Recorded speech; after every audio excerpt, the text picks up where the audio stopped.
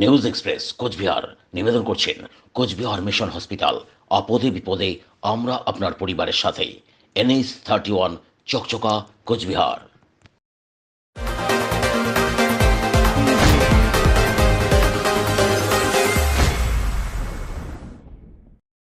নমস্কার, digital Bangla news express কোচবিহারে আপনাদের সকলকে স্বাগত। আপনাদের সাথে আমি রাধা। শুরুতেই হেডলাইন্স।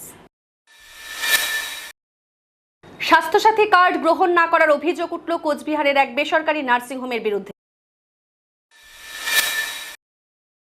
বিশ্বকর্মা পুজো চরম ব্যস্ততা কোচবিহার শহরের কুমোরটুলিতে। দলের সাধারণ সম্পাদক সীতারাম ইয়েচুরির মৃত্যুতে কোচবিহার শহরের শোক মিছিল CPIM এর। নাবালিকা ধর্ষণ অভিযুক্তের 20 বছরের সশ্রম কারাদণ্ড দিল Cooch Behar Mathabhanga additional district session court. Tufanganj 2 number ব্লকের লাঙ্গল গ্রামের নাবালিকা ধর্ষণকাণ্ডে গ্রেপ্তার মূল অভিযুক্ত। এবার আসছি বিস্তারিত খবরে। রাজ্য সরকারের স্বাস্থ্যসাথী কার্ড গ্রহণ না করার অভিযোগ উঠল কোচবিহারের এক বেসরকারি নার্সিংহোমের বিরুদ্ধে। পরবর্তীতে নার্সিংহোম কর্তৃপক্ষের সঙ্গে বৈঠক করেন তৃণমূলের জেলা সভাপতি অভিজিৎ দেবভৌমিক। এদিন দুপুর 2:30 নাগাদ কোচবিহার শহরের মিনি বাস স্ট্যান্ড এলাকায় একটি বেসরকারি নার্সিংহোমে এই ঘটনাটি ঘটে। জানা গেছে, এই নার্সিংহোম কর্তৃপক্ষ এক রোগী এলে তার স্বাস্থ্যসাথীর কার্ড গ্রহণ করেনি। এই ঘটনা ওই রোগীর পরিবার সামাজিক মাধ্যমে তুলে ধরার পরে এদিন ওই নার্সিংহোমে যান তৃণমূলের জেলা সভাপতি সহ অন্যান্যরা। পরবর্তীতে তৃণমূলের জেলা সভাপতি নিজে নার্সিংহোমের বকেয়া প্রদান করে ওই রোগীর ছুটি করিয়ে নিয়ে আসেন।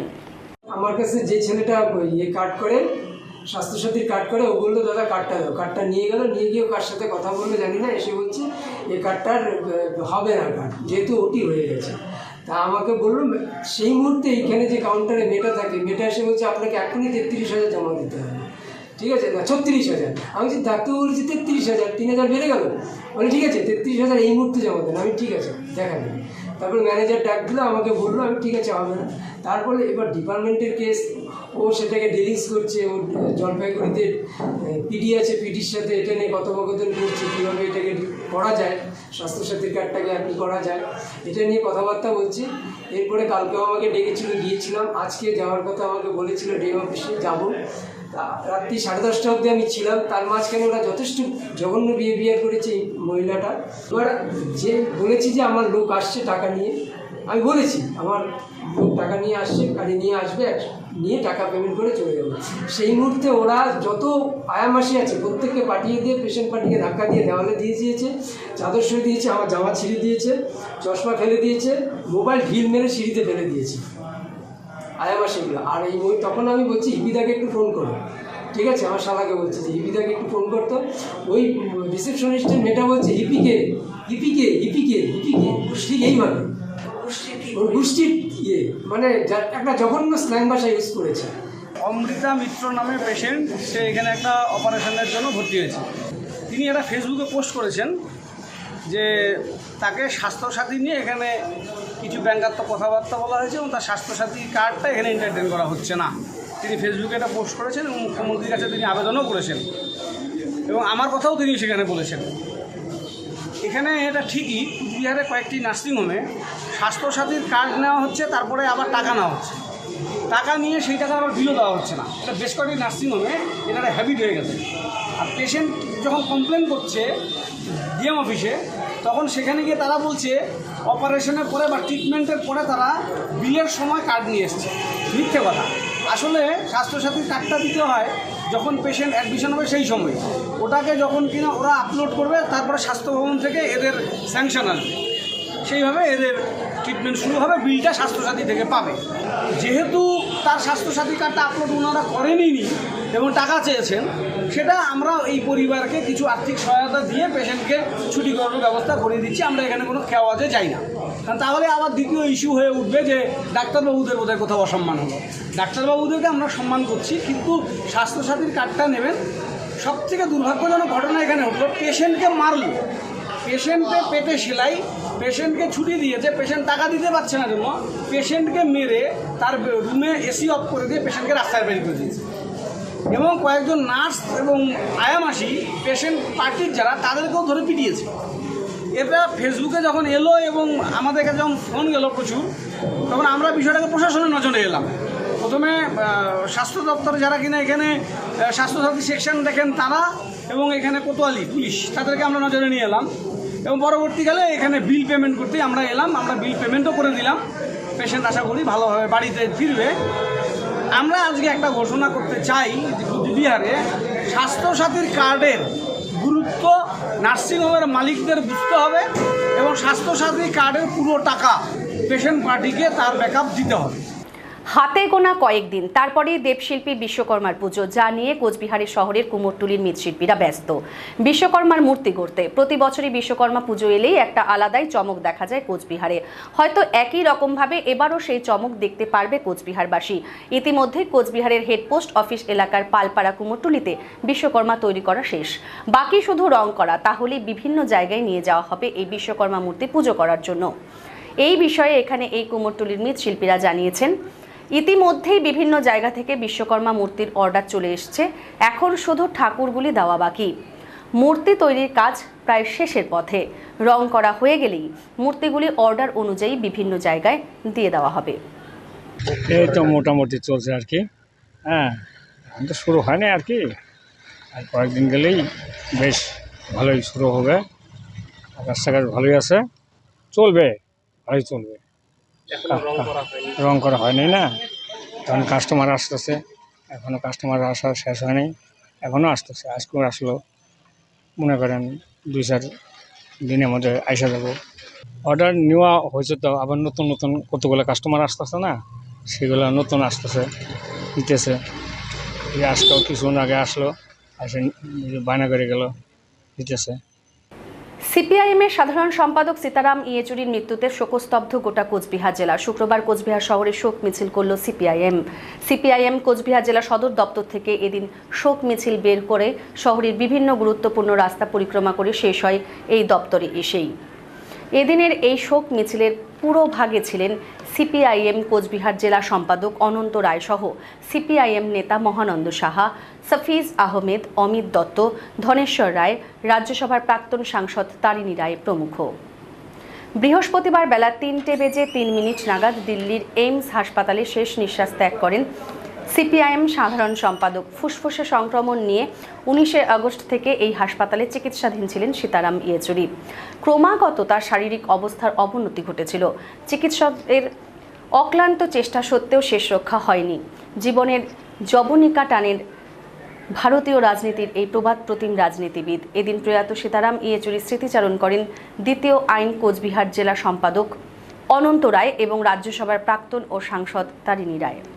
অবশ্যই এগুলো বিস্তারিত আলোচনা আমরা করছি এবং তার প্রতি শ্রদ্ধাও জানাচ্ছি। তার অনেক কিছু দেবার আরও পার্টির সামনে ছিল, অনেক কিছু দিয়েছেন, আরও দেবার ছিল, কিন্তু আমরা অকালেই তাকে হারালাম। এটা হচ্ছে সবচেয়ে মর্মান্তিক। এটা আমরা শুধু সিপিআইএম বামপন্থী আন্দোলন, গণতান্ত্রিক আন্দোলন, এবং বলা যায় যে আজকে আমাদের দেশের যে সাম্প্রদায়িকতার বিরোধী আন্দোলন, এই সবটাতেই ক্ষতিগ্রস্ত হয়। আমরা খুবই শোকাহত। আমাদের পার্টির পলিট ব্যুরোর সদস্য এবং সাধারণ সম্পাদক, তিনি গতকাল 3:03 প্রয়াত হয়েছে।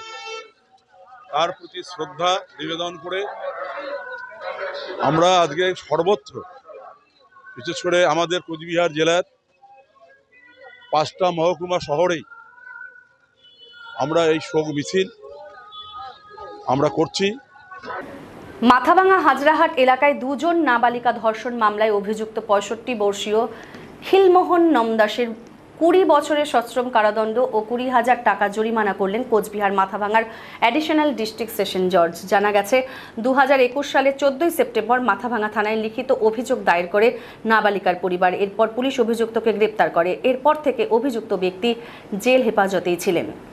এটা হচ্ছে যে গত 14 সেপ্টেম্বর 2021 সালে এই 2 জন ভিকটিম, তাদের মা আর কি একটু এজাহার করে মাথাভাঙা থানায় যে তাদের 2 জন, একজন মেয়ে এবং আর একজন মেয়ের বান্ধবী, 2 জনে পাশের দোকানে গিয়েছিল, এই আসামের দোকানে। সেখানে আসামি তাদের 2 জনকে পরপর রেপ করে এই একটা অ্যালিগেশন দিয়ে একটা মামলা হয় এবং সেই মামলাতে আজকে সমস্ত বিচার প্রক্রিয়া, সাক্ষ্য গ্রহণ এবং সমস্ত কিছু কমপ্লিট করার পরে আজকে আমাদের অ্যাডিশনাল ডিস্ট্রিক্ট অ্যান্ড সেশন জাজ মাথাভাঙা রাজেশ তামাং উনি এই মামলার রায়দান করলেন। এতে আসামির ওর 20 বছরের সাজা হলো, পাশাপাশি 20,000 টাকা ফাইন হল, জরিমানা, অনাদায়ে 6 মাস কারাদণ্ড।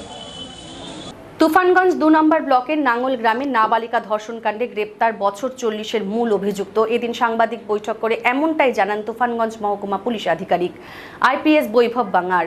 শুক্রবার বক্সিরহাট থানায় সাংবাদিক বৈঠক করে তিনি জানিয়েছেন 10ই সেপ্টেম্বর তারা খবর পায় যে বক্সিরহাট থানায় একটি 164 ধারায় পক্স মামলা রয়েছে। খবর পাওয়া মাত্রই পুলিশ বিভিন্ন জায়গায় আসামিকে ধরার জন্য অভিযান চালায় এবং সেই রাতেই নাবালিকাকে মেডিকেলের জন্য পাঠিয়ে দেওয়া হয়। গোপন সূত্রে খবরের ভিত্তিতে শুক্রবার বক্সিরহাট থানার পুলিশ অসম বাংলা সীমান্তবর্তী অসমের গোলকগঞ্জ এলাকায় হানা দিয়ে বছর 40-এর মূল অভিযুক্তকে গ্রেপ্তার করে বক্সিরহাট থানার পুলিশ। 10 तारीख को एक हमें सूचना मिली थी कि एक पॉक्सो केस हुआ है। उस सूचना मिलते ही हमने तुरंत वहाँ पर टीम भेजी। जो विक्टिम था उनका मेडिकल भी सेम ही दिन करवाया, FIR भी तुरंत रजिस्टर कर दी और जो विक्टिम है उनका 164 भी किया। सूचना मिलते ही हमने 3 टीम डिस्पैच की जिन्होंने मल्टीपल प्लेसेस पे रेड मारा, जिसमें खेरबारी है, गोलकगंज है, मानसाई है, तूफानगंज है, चिलाखाना है। इन सारे प्लेसेस पे हमने रेड की। फिर बाद में आज एक जो हमारे सब इंस्पेक्टर है राम कुमार रॉय, उनके एक सीक्रेट सोर्स ने उन्हें इन्फॉर्मेशन दी है कि आसामी इसी जगह पर है। वो इन्फॉर्मेशन मिलते ही हमने तुरंत एक टीम डिस्पैच की और आसामी को आसाम बंगाल बॉर्डर के पास में ही उसको पकड़ लिया। 9 জন বাংলাদেশি যুবককে আটক করল নিউ কোচবিহার রেলওয়ে স্টেশনের কর্তব্যরত RPF এর CPDS টিম। জানা যায় বাংলাদেশের দৌলতপুর থানার কুষ্টিয়া জেলার বাসিন্দা আব্দুল করিম, শাহিন আলম, সাজিব মণ্ডল, জুয়েল মণ্ডল, মোহাম্মদ আলী, কামরুল ইসলাম, আব্বাস শেখ, সুমন হোসেন এবং রুকুন মণ্ডল তাদের বক্তব্য অনুযায়ী দালালের মাধ্যমে ভুয়ো নথি বানিয়ে বাংলাদেশ থেকে ভারতে প্রবেশ করে কেরল রাজ্যে যাচ্ছিলেন রাজমিস্ত্রির কাজের উদ্দেশ্যে। ভারতে কেরল রাজ্যে রাজমিস্ত্রির কাজ দেওয়ার নাম করে বাপন নামে এক ব্যক্তি তাদের 9 জনের কাছ থেকে মোট 1,20,600 টাকা নিয়েছেন। তাদের বক্তব্য বাংলাদেশের পরিস্থিতি এখন ভালো নয়, কাজও ঠিকমতো হচ্ছিল না, তাই ভারতে প্রবেশ করছিলাম শুধুমাত্র কাজের জন্য। তোমাদের যে 9 জন ধরা পড়েছে কোথায় কোথায় কার সবার বাড়ি কি এক জায়গায়? একই জায়গায় সব। আমাদের বাড়ি কোন ডিস্ট্রিক্ট? কুষ্টিয়া। হ্যাঁ, কুষ্টিয়া। এটা কোন দিকটা পড়লো? মানে এটা জেলায় কুষ্টিয়া। জেলা কুষ্টিয়া। গ্রাম কি করে? গ্রাম হলো আপনার থানা দৌলতপুর। থানা দৌলতপুর। দৌলতপুর, আচ্ছা। আর জেলা কুষ্টিয়া। তো এটা কি তোমরা কিসের জন্য আসছিলে? কেরালায় আপনার রাজমিস্ত্রির কাজের জন্য বলছিল, রাজমিস্ত্রির কাজ দিব, একার জন্য এত টাকা করে দাও। তো টোটালি আমরা এত টাকা মিট করছিল, আমাদের যে একজন আছে না উনি মিট করছিল 1,20,600 টাকা। অনেক টাকা পয়সা দেওয়া হয়ে গেছে। বর্তমান পরিস্থিতি কি বাংলাদেশের? বাংলাদেশের বর্তমান পরিস্থিতি মনে করেন যে যারা আমি কত তাদের বলতে কি হতে পারে আপনি বুঝতে পারছেন। হ্যাঁ, এ হলো অবস্থা। কি আধার কার্ড পাওয়া গেছে? আধার কার্ডটা হলো হিসাবটা কেমন, আপনি যে কোনো কম্পিউটারে ঘরে গেলে আপনাকে ওই আধার একটা সফটওয়্যার থাকে, বুঝলেন? সেটা কি ইন্ডিয়ান আধার কার্ড? হ্যাঁ, ইন্ডিয়ান আধার কার্ড বানিয়ে নিয়েছিলাম, 150 টাকা নিয়েছিল, 1 টাকা বানিয়ে নিয়েছিলাম। সেটা কোথায় বানিয়েছিল? ওটা আমাদের এলাকাতে, বাংলাদেশে। বাংলাদেশে এখানকার আধার কার্ড ওখানে বানিয়েছিল? জি জি। আধার কার্ড না থাকলে কেরালায় রুম পাওয়া যাবে? রুম পাওয়া যায়। এই জন্য এটা বানাইছিলাম যে আমাদের উদ্দেশ্য ছিল এটা পুলিশ চাইলো আমরা দেখাবো না। আমি যখন দেখলাম সত্যি কথা বলতে হচ্ছে, তাই আমরা A to Z সব সত্য কথা বলছি। পুরাছেন আমাদের এসে বুদ্ধি পার হয়েছি ইন্ডিয়ার মধ্যে, মেঘালয়ের মধ্যে দিয়ে আমরা এই কোচবিহার আসছি। মেঘালয় হয়ে কোন দিক দিয়ে আসছো? তারপরে মেঘালয় হয়ে আপনার এই মানকাচর হয়ে ফুলতলা ঘাট দিয়ে আপনার হলো এবারে আপনার সাহায্য করেছিল একটা দালাল ছিল, দালালের মাধ্যমে আমরা দালালের সাহায্য। কিভাবে তোমাদেরকে পার করেছে? কতজন আসছো তোমরা? আমরা 9 জনই আসছি একসাথে। হ্যাঁ, তো কোন দিক দিয়ে কিভাবে পার করলো তোমাদের? ওদিক দিয়ে আপনার পাহাড়ের মধ্যে, জঙ্গলের মধ্যে 4-5টা পাহাড় পাড়ি দিয়ে আমাদেরকে পার করেছে। তোমাদের বাংলাদেশের কোথায় বাড়ি, কোন ডিস্ট্রিক্টে? আমাদের বাড়ি কুষ্টিয়া জেলা, দৌলতপুর থানা, মহেশকুন্ডি গ্রাম। কি কারণে তোমাদের ইন্ডিয়া আসার জন্য ইয়ে হলো, কি কারণটা কি? কারণ আমাদের ইন্ডিয়ায় আসার কারণ হলো আমরা কেরালায় কাজের উদ্দেশ্যে যাওয়ার লেগে আসছিলাম কেরালায়।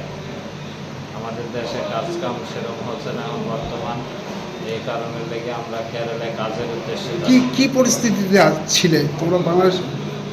পরিস্থিতি এখন বাংলাদেশে মনে করেন সব কিছুই তো এখন মনে করেন কাজ কাম সেরকম ঠিক মতো হয় না। তো তোমাদেরকে বাংলাদেশ থেকে ইন্ডিয়া আসার জন্য কত টাকা ইয়ে করতে হয়েছে? টাকা পয়সা তো নিয়েছে দালাল নিশ্চয়ই। আমাদের 9 জনের কাছ থেকে 1,20,600 টাকা জমা নিচ্ছে। ওদের পার হওয়ার টাকা বাদ দিয়ে আমাদের ভাঙ্গির টাকা এপারে দেওয়ার কথা। এখানে কোথায় ধরা পড়েছে তোমরা? আমরা ধরা পড়েছি Cooch Behar new Cooch Behar rail station. এখনকার মতো এই পর্যন্তই। কোচবিহার জেলার সমস্ত খবর দেখতে চোখ রাখুন ডিজিটাল বাংলার পর্দায় প্রতিদিন রাত 11টায়। ডিজিটাল বাংলা, আগে ভাগে সবার আগে।